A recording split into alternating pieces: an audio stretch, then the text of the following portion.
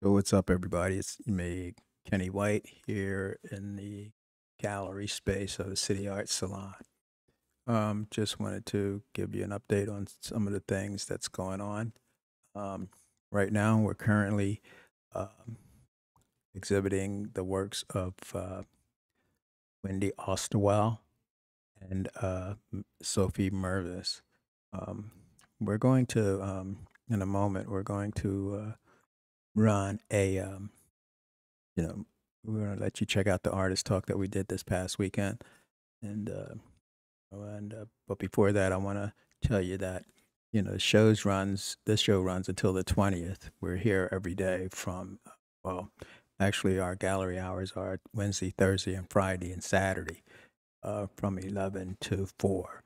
Um, and on Saturdays, we're here by 12 to 4. So, but we can also accommodate anyone who's interested in visiting the exhibit just by reaching out to us via our email, which is cityartssalon at gmail.com, or just checking us out on our website and filling out one of our contact informations.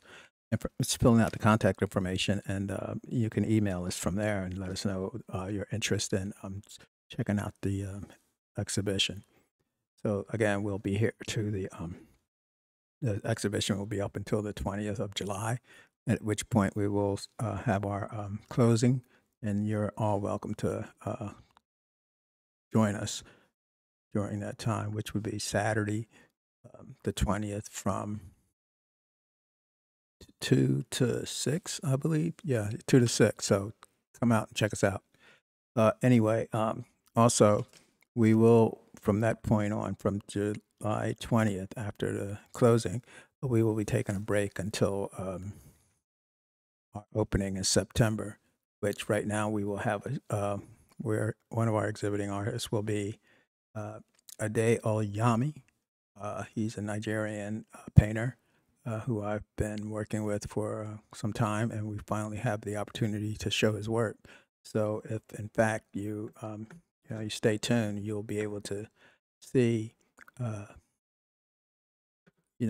we'll give you updates on what's going on with that, and we'll send out a blast so that you'll be aware of what's going on.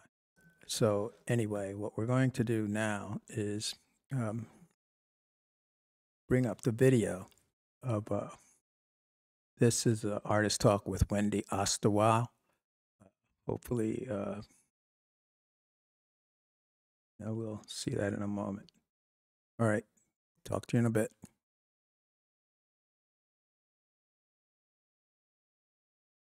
Pause.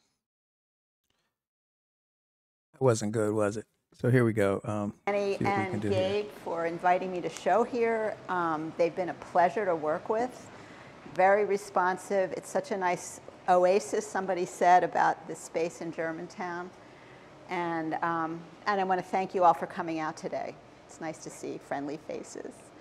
So I'm going to tell you a little bit, but I'm really interested in your questions. What do you see? What do you observe? What do you want to know? And I'll tell you some of my influences in how I work.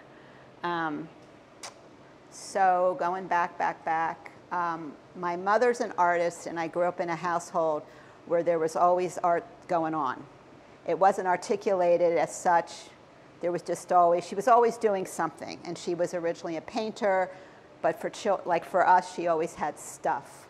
And whether it was painting or collaging or found objects or setting up easels in the backyard and having us paint and hang things on a clothesline. It was just part of my background, but I never thought of myself as an artist because I thought she was a little strange. And she didn't have a studio. She had 5 kids. She would lock herself in her bedroom and paint, and she'd come out either as in a really good mood or a really bad mood.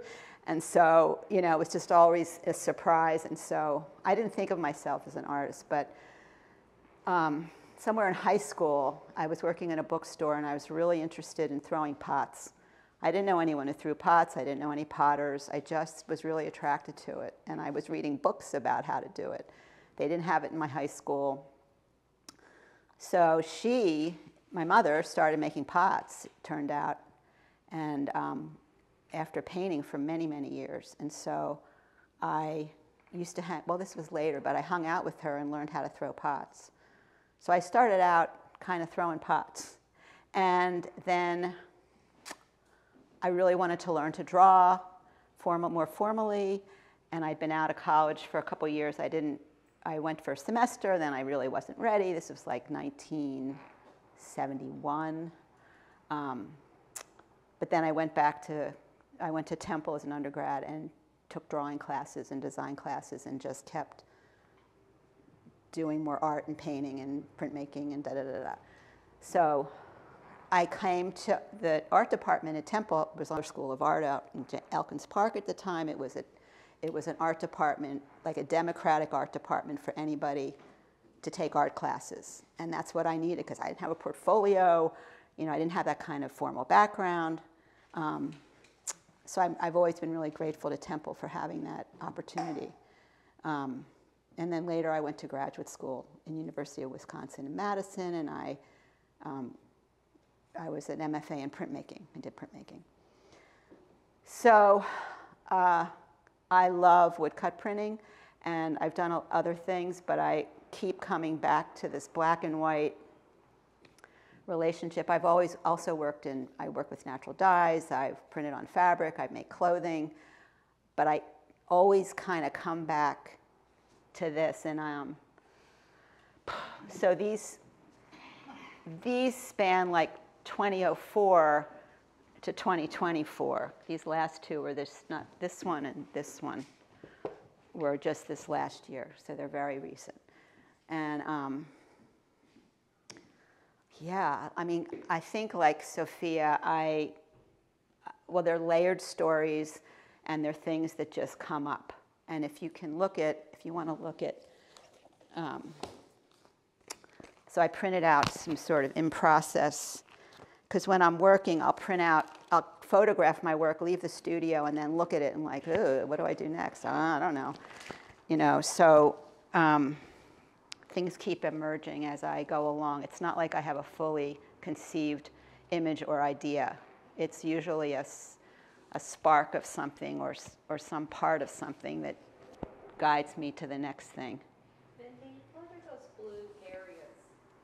So what I do with the wood blocks is I paint them with India ink, black, and then I draw with a white Prismacolor pencil. So what is white will get carved. So it's a little bit easier to visualize, right? And then the image is, of course, reversed when you print. But so you'll notice it's reversed from the actual. Like there, the cow is on the right, and here it's on the left. And then I can go back and forth with a black pencil and a white pencil, and I erase and I draw and I carve and I erase and I carve and I draw. So that's what. So this is like really the white pencil on the black ink. Okay. What is the blue? It's really white Prisma pencil on black. It just comes out looking bluish. But you can kind of see close-ups there of, you know, a little bit how these develop. These women, there's some in the one down there, messengers. You can maybe pass that around a little bit. I was living in, Eli and I were lucky enough to teach at Temple, Rome about 10 years ago, like 12, 11 years ago. For 7 months, it was such a privilege, and I used to follow the older women around and photograph them from the back. You know, and they were going up the stone steps, and some of them were really old, and looking back on it, I think, my mother was aging. Someday I'm going to look like this. You know, I'm going to be like her. You know, so they appear in some of this recent work, these women, and you'll see some of them in the prints. What else? What are your questions? Well, it was just, that running through it. So I'm very inspired by medieval woodcuts. Okay. And I always look back at those. In fact, I brought one of these books. It's a coloring book, but I don't know where it is. Is it in here? What? Yeah, it's in there. So yeah, with medieval woodcuts and, you know, the very direct, simplified way that they showed images. Yeah, but I'm not stuck in one period. So Gabe asked me about place, out of place, this title, and I think they're out of various places. And again, I have felt out of place in many places, and trying to find your place, which I don't think is ever stable or steady or consistent. I think it's very mutable. But like, for example, this woodcut, which is called Etruscan Eclectic, I think. Yeah, so when we were in Rome, there's a museum for Etruscan art, and I just did a lot of sketching of the images in there and the artwork that I responded to, and then later put them together like this. So that's out of a place. It's very mysterious, Etruscan culture. They don't know a lot about it really, except they have all these artifacts. I mean, they know stuff, but it's not pre-Roman, right, Robin? It's a great culture. Yeah, so, and this one, for example, I had started drawing, I'd started carving, and then I just got stuck. Like I was back here, again, out of place. You know, I wasn't in Italy anymore, and I just let it sit for a few years, kind of like you were saying, you just let things, I don't know, incubate. And and then I went back to Rome. We were back there in 2020, right before the pandemic, and I got re-inspired again. I went to the museum again, and I'm like, I got to do this. I got to get back to this print. So.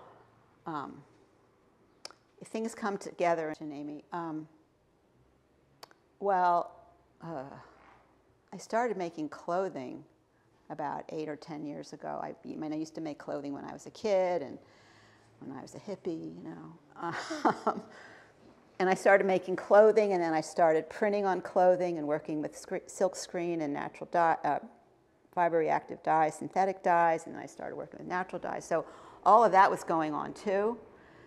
In between, but like these three that are garden prints, month prints, March, July, and May, those were directly influenced by this artist, Munakata Shiko, Japanese artist. And there was a show at the Art Museum. I don't know when that was, Amy. You worked there.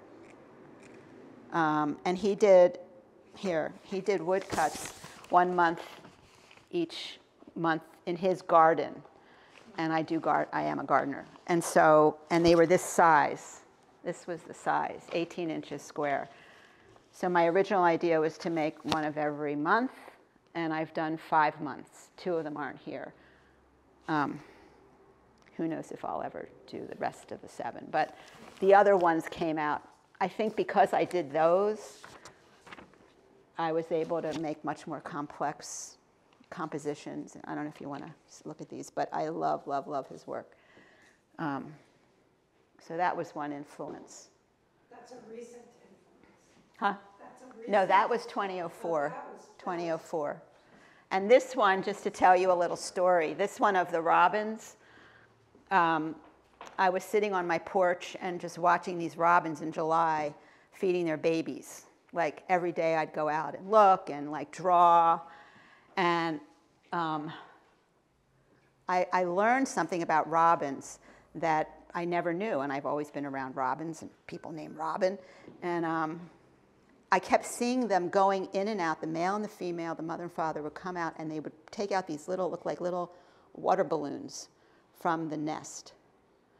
And they would just fly off with these, they'd feed them, and then they'd take these little water balloons out. And I thought, what the heck is that? So I looked it up. Did anybody know about this? No. So they're called fecal sacs. And when the babies are born, it's like a little natural diaper. And they clean the nests. They somehow come out, their poops, whatever, come out in these little sacs. And then they clean the nest. So I was watching them do this and feeding them, and they were growing. And then the day that the babies left the nest, like I watched what they call fledglings, like coming out on the branch, is the day my son got his driver's permit. So I thought, and he was calling me a bird nerd the whole time I was drawing. Mom, you're such a bird nerd. Anyway, I thought the confluence of that was pretty incredible. So that's a little story about that print. That's why there's all this going on. What other questions do you have? What do you want to know? I think the fact that you can I was talking to Wendy the other day about movement in the piece. It's not only, it's like the movement that you as the viewer experience looking. You know, you have to look all over, and there's all these surprises, and there's so much in each one to look at. So I'm sort of fascinated at there's repeating images, like you said about the angels, and then there's the birds and the mice and the faces, and I'm just curious. So what I'm hearing you say, it reminds me of Sophia. There's like a collage going on, right? There's and then also what I noticed the other day is how you work with size. So that changes, you know, sometimes the faces are large and bigger than the animals, sometimes the animals are bigger than the people, and like, do you think consciously about size? And It just what feels like it needs to be there. And I think back to out of place, in place, you know, you put them in a place, and then suddenly they're in place, or maybe they're out of place, or they came out of a place. And so it's more like a dream space than any kind of realistic, you know, arrangement. I mean, this is more traditional in the sense that the little things look like they're further away, right? But it's what you feel. I don't plan that exactly. No, you can't. I don't say, I'm going to make a large face in the right-hand corner, just why not? It's more like it needs to come out and be there. Mikhail? To add to that, I was thinking the first thing that strikes me is the composition of the whole work. So every single one of them is beautifully done. Thank you. And then the content is like every single one. There's like something to draws you in, and then there's other things to look. So my question is, do you draw this out first, or do you just work it out as you're making your... Yeah. So it's not, they're usually not completely drawn. You can see in the notebook, wherever that is. Yeah. If you can tell, I don't know, but like some things I'll start to draw, and then the composition will develop as I go. Yeah. It's not all planned out and then I carve. I love carving faces, and I love carving animals. So sometimes, like, I gotta carve that face before I know what's gonna go over here. Yeah. So it depends. So it's a lot of intuitive. It's very intuitive. I mean, I take a lot of photos. These are like my visual research. Like this snake became this very kind of abstracted pattern. Because I kept thinking, and that was late in this development, because I thought, I don't, what am I doing? What am I doing, you know? But I love the form, and I love the pattern. And I saw it right in the Wissahickon, like it was right there on the trail. Remember that? So that's just an example of, I let myself just make it into pattern more than a realistic. I don't know if it reads as a snake or not, but yeah. And there's some other photos here that maybe some of you have looked at that I was very lucky to go to India this year in January and February and visit villages of traditional artisans who do dyeing and weaving and natural dyeing and indigo and embroidery. So I took these photos of the women, and those were my visual references. But I'm not a slave to the photo. You know, it's just kind of a composition and design that I used for that. And this woman was my embroidery teacher. She was very impatient with us. Because you know all those little mirrors they put in, they're all by hand, you know. They're all by hand, and we just couldn't do it. I mean, it was really hard. And she just would do it for us, like, oh, blah, blah, blah. But she was left-handed, so I'm left-handed, so they stuck the left-hander, not stuck, but assigned us to her. Anyway, so these are some of the Indian photos that were informed this imagery, let's say. You can pass those around. An Indian snake. Yes, exactly. In fact, I said to Amy, I think that's a cobra. And, you know, and now it's. See, it's out of place. Right, but you're telling me that it was in the Wissahickon, which just reiterates that artists are always absorbing and looking.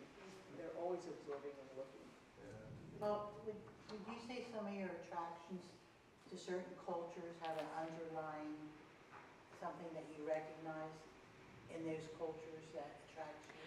I think I've always been very influenced or inspired by a lot of African patterning. I see. And this artist, I'm not even sure how to pronounce his name, Fungeho. Again, just this direct kind of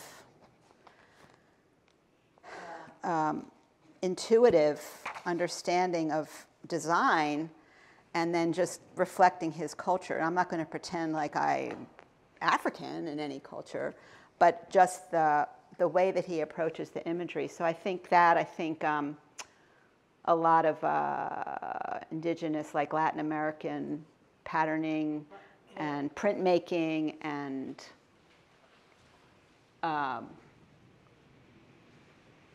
certainly in Italy, the angels. I just want to talk about the angels for a minute because I am not religious, but there are angels in everyday life, and they appear. I mean, people do things for you out of like, okay, here's the coffee angel that happened to me the other day at High Point. I go in, this is just a little story about an angel that appeared. I was going to pay for my coffee and my mug, like I do a lot, and I get to the thing, and the guy says behind the counter, he goes, oh, I charged him by mistake. So I say to this man, you know, oh, let me pay you, like, he goes, no, have a good Friday, and walked out, like disappeared. I never saw him again. I never saw him before. You know, that people appear when you least expect it and do something that you just are so grateful for in that moment, and those are angels. Sorry to interrupt. I think we've reached our time limit here. And thank you for all your questions, and we'll hang out a while. I just want to thank you, Wendy, for participating, and thank everybody for coming. Okay, done. Well, that was Wendy Osterweil. Hopefully we got it. We got everything. So I just wanted to say, I just wanted to thank everybody who came out to the artist talk, which was pretty amazing.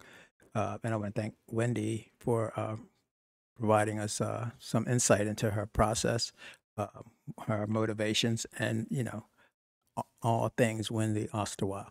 So with that said, I'm going to say again, my name is Kenny White. I'm here at the City Art Salon. The City Art Salon is a gallery, contemporary art gallery. So we like to express our gratitude for all of the support that we get from the community and all the artists who come out to see what we're doing here or who want to show here. So we look forward to talking to new artists soon and showing new work. So with that said, join us here at the City Art Salon for our closing of Out of Place and our opening in September. Thanks a lot, and we'll be talking to you soon. Have a good one. Have a good day. Bye.